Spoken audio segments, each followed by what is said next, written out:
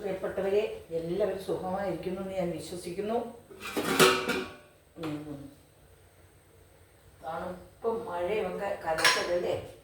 മഴ വേണമല്ലോ അല്ലേ, നമുക്ക് മഴയില്ലാതെ പറ്റുമോ? അപ്പോൾ ഇന്നലെ ഇന്നും മിനിഞ്ഞാന്ന് 3 ദിവസമായിട്ട് കണ്ടിന്യൂസ് ആയിട്ട് അതിശക്തമായ മഴയാണ് പെയ്യുന്നത്. അപ്പോൾ ഇന്ന് വിചാരിച്ചു 4 മണിക്കത്തെ ചായയുടെ കൂടെ എന്താ ഒരു പലഹാരമെന്ന് ചിന്തിച്ചപ്പോഴാണ് കുറേ ദിവസമായി കിണ്ണനപ്പം ഉണ്ടാക്കിയിട്ട്.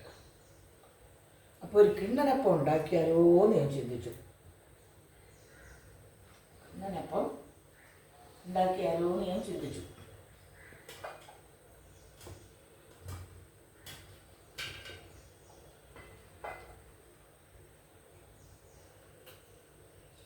നോക്കുമ്പോൾ 3-4 ദിവസമായിട്ട് ഇവിടെ ആപ്പം ഇങ്ങനെ ഉള്ള സംഭവങ്ങളാണ് നടന്നുകൊണ്ടിരുന്നത്.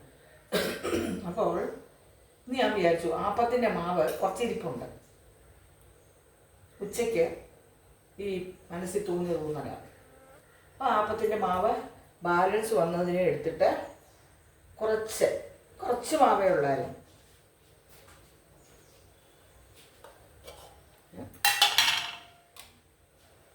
ഞങ്ങൾക്ക് കുറച്ച് മതിയല്ലോ, അതുകൊണ്ട് ഉള്ളതുകൊണ്ട് ഒപ്പിക്കാമെന്ന് വരും.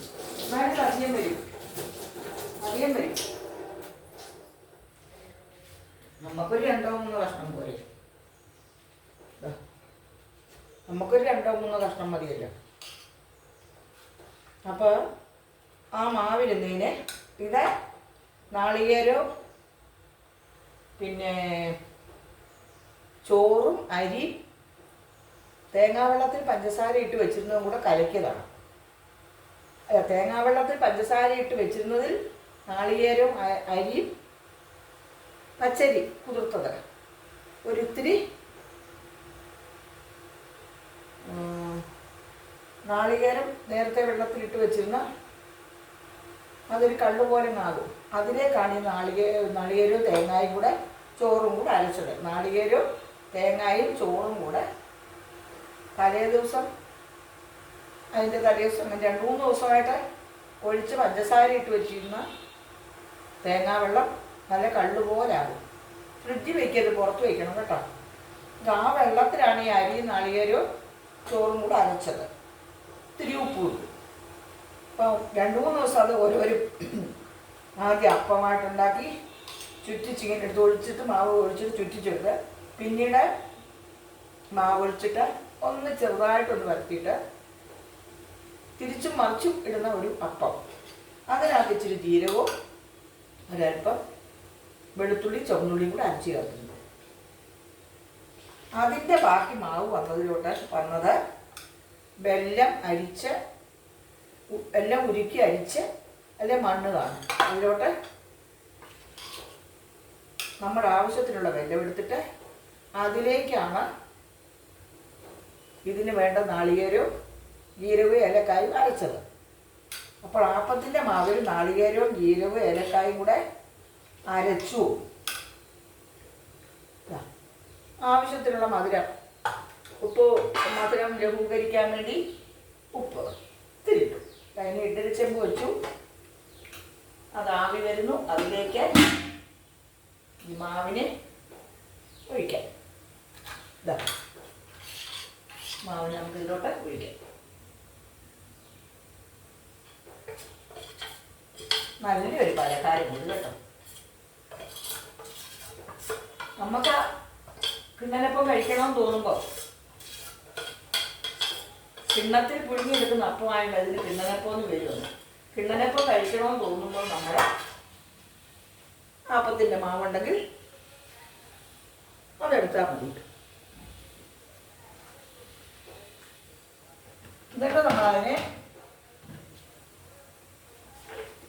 അണ്ടിപ്പരിപ്പ് ഉണ്ടെങ്കിൽ അണ്ടിപ്പരിപ്പ്, ഇവിടെ അണ്ടിപ്പരിപ്പ് കഴിഞ്ഞു, കാഷ്യൂനട്ട് കഴിഞ്ഞു. അപ്പോൾ ഒരു 3-4 ബദാം ഇടാം. 3-4 ബദാം ഇടാം. മുന്തിരി അണ്ടിപ്പരിപ്പൊക്കെ ഇട്ടാലും നല്ല ടേസ്റ്റാണ് കേട്ടോ. കിടക്കട്ടെ. ഇനി ഈ ബദാം അടച്ചു വെക്കട്ടെ.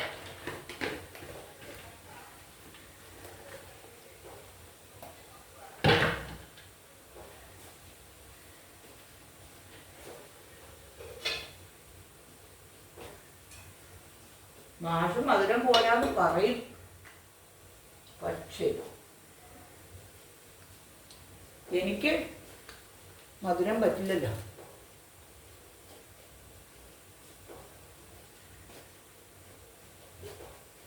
ഇത്തിരി ലേശം ഈ ഭാഗത്ത് ഒഴിക്കുന്നുള്ളൂ. അപ്പം മാഷക്ക് മധുരമാകും. ഇതൊക്കെ ചില കണ്ടുപിടുത്തങ്ങളാണ് കേട്ടോ. ഈ സൈഡിൽ മാത്രം കുറച്ച് മധുരം കൂടി ഒഴിച്ചു. അപ്പം മധുരം കൂടുതൽ വേണ്ടവർക്ക് അങ്ങനെ ചെയ്യാം. എന്നെപ്പോലെ പഞ്ചസാര പാടില്ലാത്തവർക്ക് ആ ഭാഗത്ത് ഒഴിക്കണ്ട. ഒന്ന്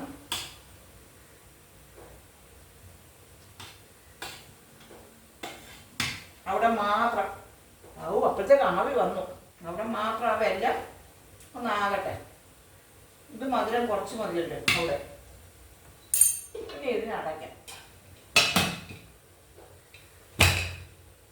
ഇനി ഒരു 20 മിനിറ്റ് കൊണ്ട് അത് വെന്ത് കിട്ടും. വെറും 20 മിനിറ്റ്.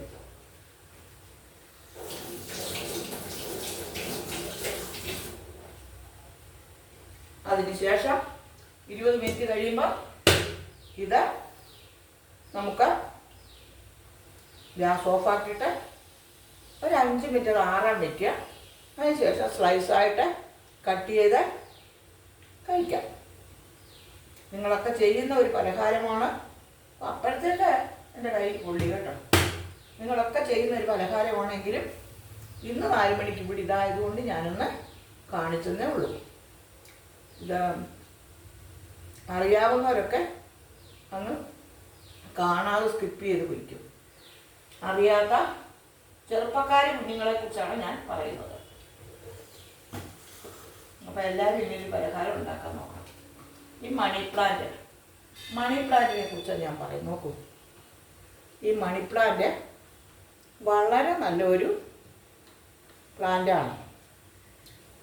ഇതിനെ ചുറ്റിപ്പറ്റി കുറച്ച് വിശ്വാസമോ അന്ധവിശ്വാസമോ ഒക്കെ ഉണ്ട്. അതൊന്നും ഞാനിവിടെ പ്രതിപാദിക്കുന്നില്ല. പക്ഷേ ഇത് നട്ടുപിടിപ്പിക്കാനും എളുപ്പമാണ്. നമ്മുടെ റൂമിലൊക്കെ വെച്ചാൽ നിങ്ങൾ കാണുന്നില്ല, എത്രയോ നാളായിട്ട് ഇവിടെ ഇങ്ങനെ ഇരിക്കുന്നു. 3-4 മാസം വാടാതിരിക്കും. അത് കഴിയുമ്പോൾ വീണ്ടും ഞാൻ പൊട്ടിച്ചുകൊണ്ട് വയ്ക്കും കുറച്ചിടാം.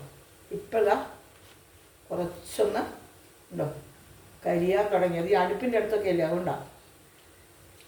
എത്ര നാൾ വേണമെങ്കിൽ ഇരുന്നോളും.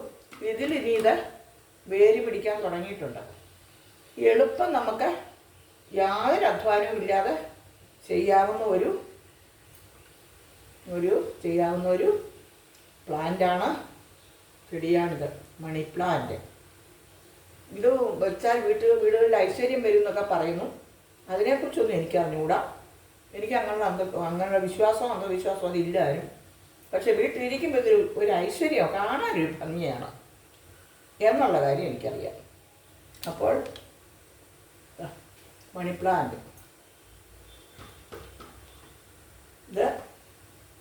ഇതിൽ ഒരു ചട്ടിയിൽ അല്ല ഇങ്ങനൊരു ബൗളിൽ ചെടിച്ചട്ടിയിൽ അല്ല കുപ്പിയിൽ വെള്ളം ഒഴിച്ച് നിറച്ചിട്ട് ഇങ്ങനെ കൊണ്ട് വെച്ചാൽ മതി. കുറേ ദിവസം ഇരിക്കും. ഇനിയിപ്പോൾ ഈ തലപ്പ് പൊട്ടിച്ച് വേറൊരു ചട്ടിയിൽ വെച്ചാൽ അതിലും അത് വളരും. നമുക്കിവിടെ നമ്മുടെ മുറ്റത്ത് നന്നായിട്ട് വളർന്നു വന്നിട്ടുണ്ട്. ഞാനെപ്പോലെ 1-2 മാസം ഇതിരിക്കും. അത് കഴിയുമ്പോൾ ഇതിനെ കളഞ്ഞിട്ട് വേറെ പുതിയത് ഫ്രഷായിട്ടുള്ള കൊണ്ടുവയ്ക്കും. നിങ്ങൾക്ക് എളുപ്പം ചെയ്യാൻ പറ്റിയൊരു പ്ലാന്റാണിത്. വളർത്താൻ പറ്റിയ ഒരു വളവും വേണ്ട ഇതിന് കേട്ടോ. വെള്ളം മാത്രം, വെള്ളത്തിനകത്ത് നിന്നോളൂ. വെള്ളത്തിൽ മാത്രം നിൽക്കുന്ന ചെടിയൊന്നും അല്ലിത്. ഇവിടെ ചട്ടിയിലാണ്, പറമ്പിലുമൊക്കെ ഇത് വളരും. ഇതാ ഞാനങ്ങനെ വളരെ ഇഷ്ടത്തോടെ ഇതിനെ വളർത്തിയെടുക്കുന്നതുകൊണ്ട് എല്ലാവരും ഇവിടെ വരുമ്പം ചോദിക്കും, ടീച്ചറെ ഇത് എങ്ങനെ ഇത്രയും ഭംഗിയായിട്ട് മണി പ്ലാന്റ് നിൽക്കുന്നതെന്ന്. നമ്മളതിനെ സ്നേഹിച്ചാൽ നമ്മൾ ഏത് വസ്തുവിനെയും നമ്മൾ അങ്ങോട്ട് സ്നേഹിച്ചാൽ നമ്മളെ ഇങ്ങോട്ട് സ്നേഹിക്കും അല്ലേ. ഏതൊന്ന് നമ്മൾ സ്നേഹിക്കുന്നോ അതേപോലെ നമ്മളെ സ്നേഹിക്കും. അത് മനുഷ്യരാകട്ടെ, ജീവജാലങ്ങളാകട്ടെ, ഈ പ്രപഞ്ചത്തിൽ എന്തു തന്നെയാകട്ടെ. അതാണല്ലോ പ്രപഞ്ച രഹസ്യം. അപ്പോൾ നമ്മുടെ ഈ കിണ്ണനപ്പം അവിടെയൊക്കെ നന്നായിട്ട് വേകട്ടെ. എന്ത് കഴിഞ്ഞിട്ട് ഇവിടെ അടയട്ടെ. എന്ത് കഴിഞ്ഞിട്ട് നമുക്ക് അത് കഴിക്കാം. ഇത് ഒരു നേരത്തെ ഭക്ഷണമായിട്ടും കഴിക്കാം. 4 മണി സ്നാക്ക് മാത്രമല്ല.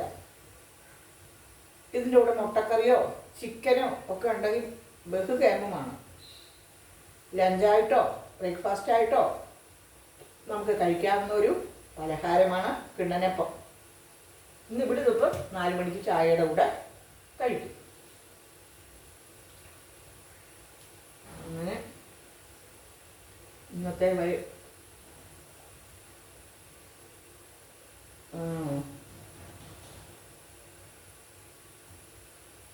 വൈകുന്നേരം മഴ ശക്തമായിട്ട് തന്നെ പെയ്തുകൊണ്ടിരിക്കുന്നുണ്ട്. നമ്മൾ മഴ പെയ്യാതിരിക്കുമ്പോൾ അയ്യോ മഴ കിട്ടിയാൽ മതി എന്ന് പറഞ്ഞ് നമ്മൾ കരഞ്ഞുകൊണ്ടിരിക്കും, ആവലാതിപ്പെട്ടുകൊണ്ടിരിക്കും, സങ്കടം പറഞ്ഞുകൊണ്ടിരിക്കും. ചൂടാണെങ്കിലോ ചൂടേന്ന് പറഞ്ഞിരിക്കും. അപ്പോൾ എല്ലാം നമുക്ക് കിട്ടുമ്പോൾ, അമിതമായി കിട്ടുമ്പോൾ നമുക്ക് മുന്നിനൊരു വിലയില്ല, നമുക്കത് ശല്യമായിട്ട് തോന്നും. ഇത്ര എന്തിനാന്ന് തോന്നും. അതേസമയം എന്തും നമുക്ക് എപ്പോഴും വേണ്ടതാണ്. മഴ വേണം, വെയിൽ വേണം, എല്ലാം വേണം. ഇതല്ലേ പ്രകൃതി നിയമം. ഈ പ്രപഞ്ചം നിലനിൽക്കുന്നതിന് മഴയും വെയിലും ഒക്കെ ഉള്ളതുകൊണ്ടല്ലേ. അപ്പോൾ ആ പ്രപഞ്ച ശക്തിയെ പ്രാർത്ഥിച്ചുകൊണ്ട് എല്ലാ നന്മകളും വരട്ടെ എന്ന് നമുക്ക് പ്രാർത്ഥിച്ചുകൊണ്ട് ഈ കുഞ്ഞു വീഡിയോ ഇവിടെ വൈൻഡപ്പ് ചെയ്യാം. Thank you so much. എല്ലാവർക്കും ഒരു സുദിനമാകട്ടെ എന്ന് പ്രാർത്ഥിക്കുന്നു. നിങ്ങളുടെ സരസ്വതി ടീച്ചർ.